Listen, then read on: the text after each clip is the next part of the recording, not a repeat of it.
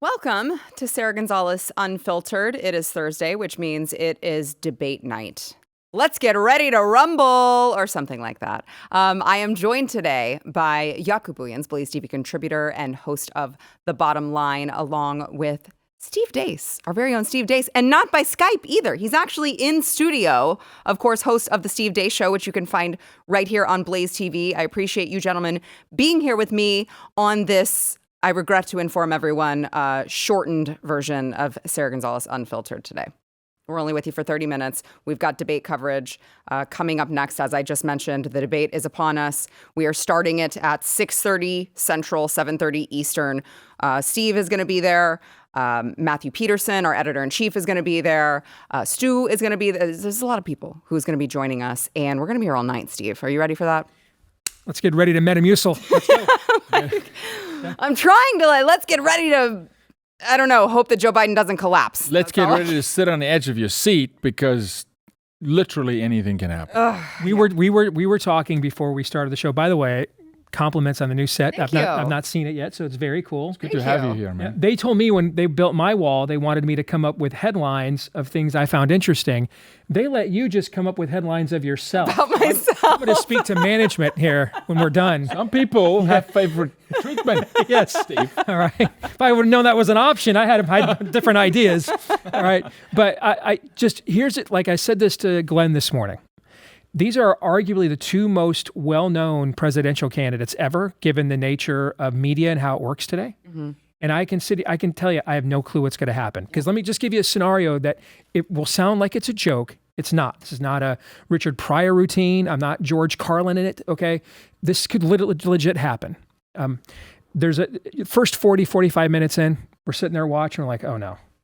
Mm-hmm. Trump's just arguing with the moderators the whole time, okay? Mm-hmm. The mean tweet crowd is like, that's why we didn't vote for him again, okay? And we're just we're going to make Joe Biden sympathetic again, right? And then all of a sudden, Joe Biden just screams out, "You can't have your pudding if you don't eat your meat." Yeah. And everything changes. Right. Like when a Gerald Ford says Poland's not under communist control. Yeah. And that changed that was 50, 60 years ago. But that changed an entire election cycle that year. Yeah. Okay. Yeah. Now we're talking about someone who's at least stage 2 of dementia. Again, not a troll, not a joke. It's just obvious. Yeah. And the thing about tonight, because people are like, well, they got him doped up for the State of the Union. If you've had family members that have been afflicted with this, as many of us have, the thing they always do when you're in the early functional stages, travel the same route you're used to, whether you're driving or walking, familiarity, engage them constantly, okay? Where they lose it. So like when he's up there giving a State of the Union, he's the only one talking the entire time, right? There's no give and take and there's no pauses.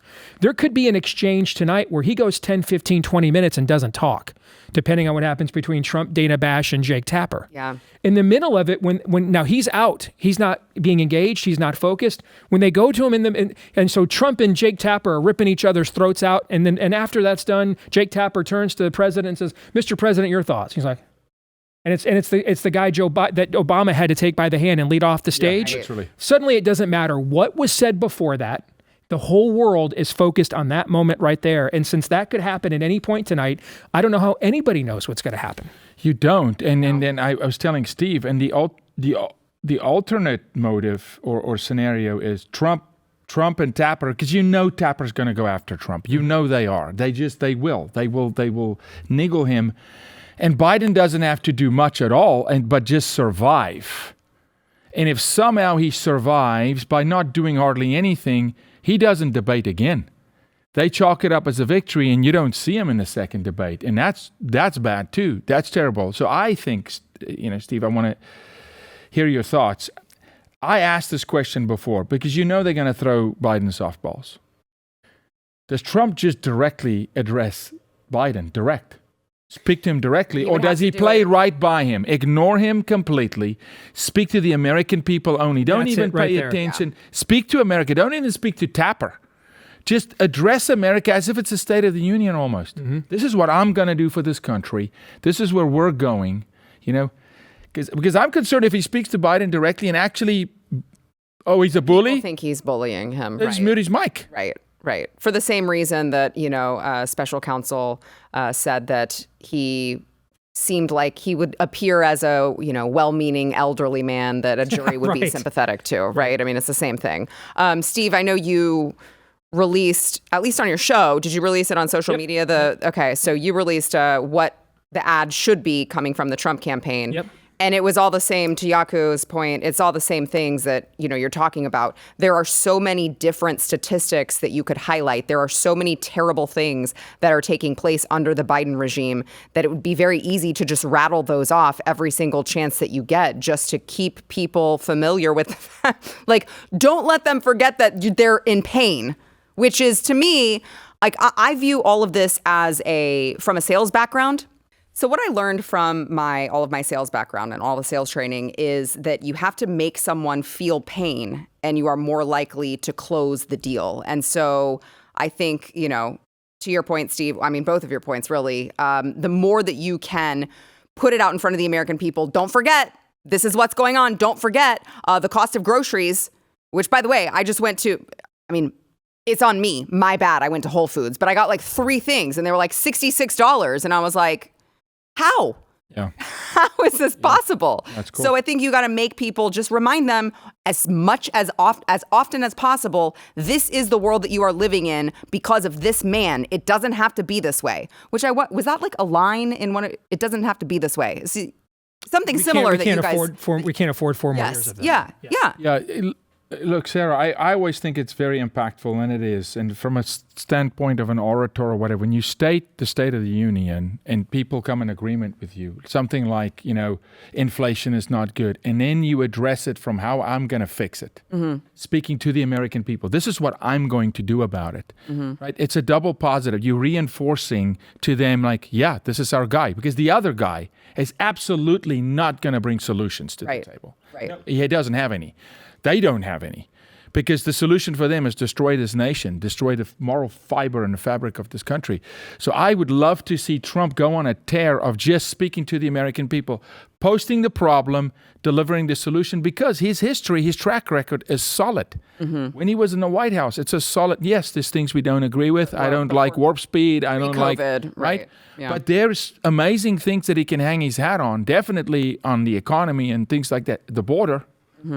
The border, for me, I don't know, Steve, how you feel, but it's the one thing that touches all of us. Every state's a border state that people can galvanize around, that I think we need to drive people to the polls for, because I say this, they're going to drive people to the polls for you can murder your offspring anytime you want to. Right. That's what they're going to have kill 'em all amendments now on the ballot. It looks like in Nevada and Arizona as well as Florida. All right. So those will be on the ballot in all 3 of those states on election day. I think just, if I were involved in their campaign, and we're doing strategy like I used to do for Senator Cruz when he ran, or some of the informal conversation I had with DeSantis when he was running. The thing that I would want to make sure happened for my candidate tonight is there's uncertainties immediate for Biden, we just discussed, with his age and dementia, but there's uncertainties on the horizon for Trump. They're going to sentence him on July 11th.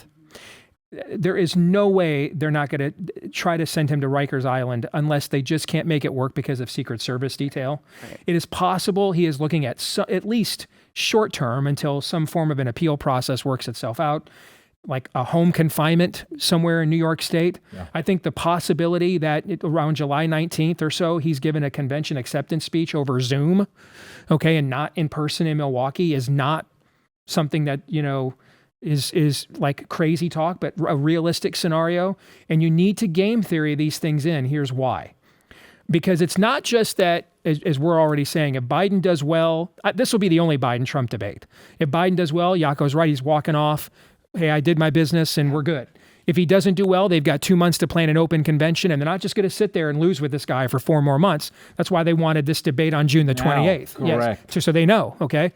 Correct. Trump needs to also understand, because of that and because of what is awaiting him on the 11th of July, and then if you fast forward, I'm the nerd that looks at things like media buys. Yes. Okay. The media buys in the third and fourth quarter, they are buying everything up on their side, everything. So you look at all the money Trump's raised off of his persecution, and that's great, but you can have all the money you want in the world if there's nowhere to spend it. All right. You know, and so they're buying up media avails right and left right now, because if they do this one debate and if Biden wins or survives, they walk away and it's an air war and they just dominate the airwaves. If they have to replace him, they've got the ads in place to reintroduce their new candidate, and they've got a debate right after that convention. All right. And so what Team Trump needs to be looking at too is we are going to have limited, unfettered opportunities to address the American people. Okay. And I may give a banger of a convention speech, but if it's over Zoom from Trump Tower, it just won't resonate the same way that this will. So at some point, the former president has got to take advantage of that camera, all right, and not make everything eternally pugilistic with Bash and Tapper, all right? Yes. And at some point, express a point of empathy. He needs to give we can't have mean tweets, so we have to spend $60 for 3 things at Whole Foods instead. Right? Those voters, if you live in suburbs like we do, they exist as our neighbors everywhere in America. All right. He needs to give them an off ramp. He needs to give them an off ramp to say, okay, you're right. I can put up with you for another 4 more years because this is correct. You're right. We can't afford this for another 4 years. Logic has to prevail. And but he needs to provide either the persona where he personally expresses empathy, or if that's just not what he's capable of doing at 78, fine. Then it needs to be the message, which is what I tried to create with our ad. But at some point, there needs to be an empathetic message or messenger that lets these people say, you're right, I got to get off of crazy train. If he can dominate this debate and eviscerate Bash and Tapper, if he comes out of this debate and that's not a moment that they can make go viral, if I'm a Democrat, I'm ecstatic that he fell into the trap of making it about himself and fighting with the media and missed this one and only opportunity I'm going to give him to talk to the American people, because I'm not giving him any more freebies. This is his one and only one. That's right. Take full advantage of it tonight. Yeah. So this is going to be the last time I'm going to talk about this. Okay, except for probably the very end of the show. Join us tonight, okay, for the debate coverage. We will be streaming the CNN, we will be streaming the actual debate on the platform. So you can watch this from pre-show to post-show, and you will see it all on BlazeTV. Make sure that you check it out. We will be joining you there. It's going to be a long night. And I'm just saying, I don't know if alcohol is involved, but I certainly hope it is. That's all I'm going to say. Okay. You're talking about the candidates. Oh, absolutely. Yeah. So, all right, we got to take a break, and then I want to talk to you guys about some of the SCOTUS opinions that just dropped today, and then, of course, the ones that remain lingering out there. First, I want to thank our sponsor this segment, Lumen. So I love this thing. It is this handheld metabolic coach, basically. Okay. It's this little device. You blow into it. You feel like is this a breathalyzer? Are you guys? No, it's actually measuring your metabolism through your breath. And it lets you know in this app that you download on your phone if you're burning fat or carbs, what percentage you're burning of fat, what percentage you're burning of carbs. And then it gives you tailored guidance to improve your nutrition, your workouts, your sleep, even stress management. So it really is as easy as breathing into your Lumen first thing in the morning, and then you're going to know what's going on with your metabolism. They'll tailor everything for you, and then they're going to give you some extra tips to keep you on top of your health game. So you guys know me. I probably take my health and my nutrition a little bit too seriously, but actually that's not a thing. You can't take it too seriously. I take that back, all right? If you want to take the next step in improving your health, you got to go to lumen.me/Sarah to get 15% off of this device. You're going to love it. It's so awesome. Try it out. It's Lumen, LUMEN.me/Sarah for 15% off.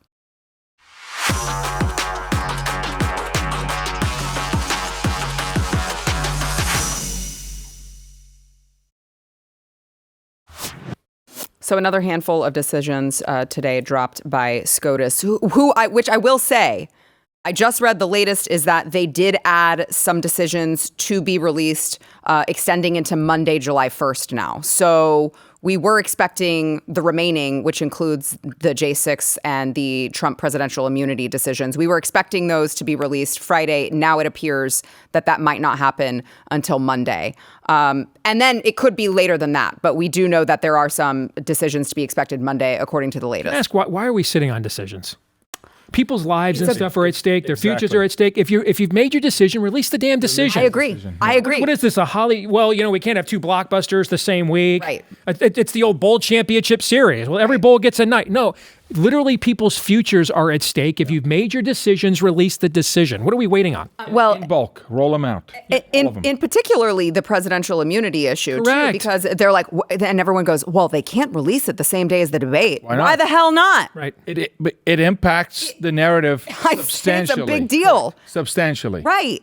So, yeah, I know. I'm with you, Steve. It's like, let's get on with it. We don't need a over dramatization of everything. Let's just hear it. Let's hear what you have to say. But I want to, I don't know how much time, we're not going to have time to get to all of these decisions, but I think primarily the most important one I want to touch on is one that we talked about yesterday, which was the oopsies, the leak, someone inadvertently uploaded this abortion decision to the website and then quickly took it off. And, it turns out that it was the same decision with a very slight change in the wording of the opinion. So this was Idaho's abortion law. SCOTUS decided, as we talked about yesterday, it was 6-3, that doctors in Idaho must be allowed to provide emergency abortions, at least temporarily, despite the state's near total ban. Now, this was the court agreeing to uphold a lower court's block on the ban while the issue is litigated in lower courts. It was not, they made clear this was not a ruling on the merit of the whole law, which of course prohibits abortions,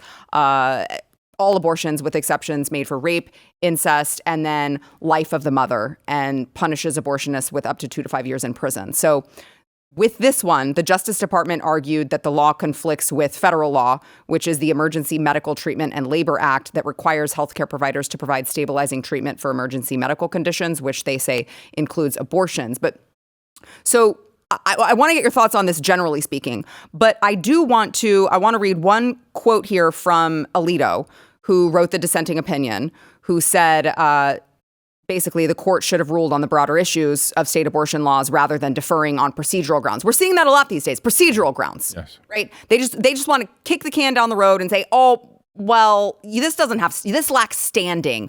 We're going to defer on procedural grounds. So he said that question is as ripe for decision as it will ever be. Apparently, the court has simply lost the will to decide the easy but emotional and highly politicized question that the case presents. That is regrettable. I couldn't agree more. And I also don't want it to be lost on everyone that we still, conveniently, anytime there is an abortion decision that is to take place, there's an oopsie. There's a leak. We see it on the front page of Politico. There's been 2 leaks in Supreme Court history, and they were both abortion. They were both abortion related. So it's like, can we maybe get a clampdown on this? Apparently no, because the Inspector General's like, gosh, I don't know. I interviewed everyone, and I can't find out who it is. I guess we'll just close the case. Strange to me. Yeah, you don't have 1,000 people to interview. Okay? You've got There's the only a handful of justices. staffers. Not even Democrats are going to put that many people in the Supreme Court when they stack right, it. Correct. I mean, there's not a lot of people to interview. I always, whenever we get something, it's so hard to get a case into the Supreme Court. It is almost impossible. When you talk to the Kelly Shacklefords, and by the way, they've had 4 and they've had victories, 90%. It's so hard. When you get to the Supreme Court and they play this game of kicking it back down to a lower court or ruling the way they ruled here. I want to give you an example. When you say that it's for a medical condition, it's life-threatening. Very good friend of mine's wife made the decision. Baby lives, I die. Okay? Doctors told her, you are not living through this pregnancy. And she said, I prayed about it. Sat with her husband and said, baby lives, I die. Baby is born. She knew her child for 6.5 hours and she went to heaven.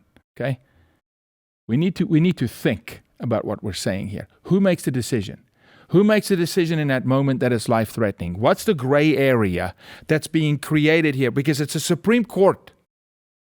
Well, it also... When we had our son Noah, Amy went into an emergency C-section. She went into a coma. Mm-hmm. And our OBGYN is not in yet. Our OB is not in yet. They're calling him. It's a Sunday night. Yeah. It's late. So we have who's on call at the ER. He comes out and he tells me, you're both in rough shape. You may have to choose which one will live. And I said, I'm not going to choose either one. You're going to do your damn job.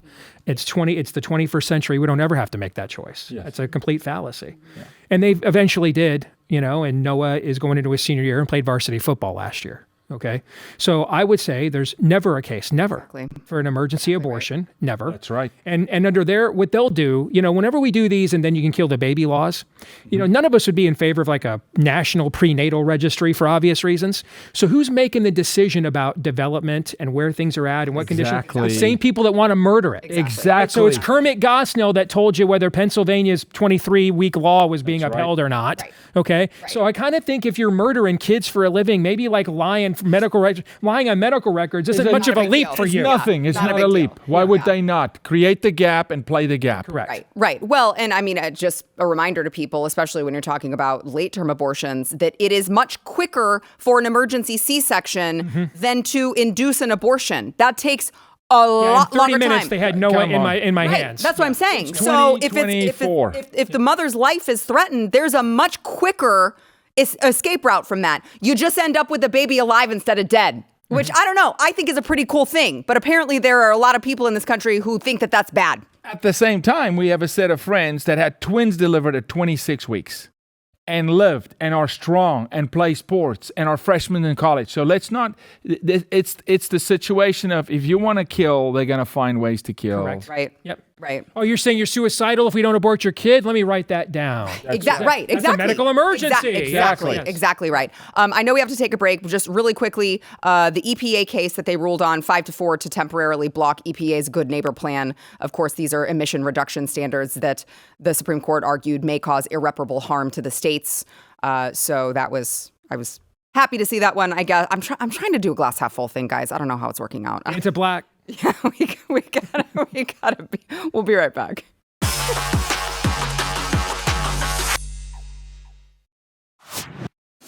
We'll see you guys in about 30 seconds over on the pre-show. By the way, just in case you're wondering, CNN did assure Donald Trump's campaign that no questions have been leaked to Joe Biden. So take that. And we trust him. Take that for what it's worth. All right, we'll see you at the pre-show. It's going to be a lot of fun. Make sure to join us on BlazeTV or the BlazeTV YouTube channel. See you then.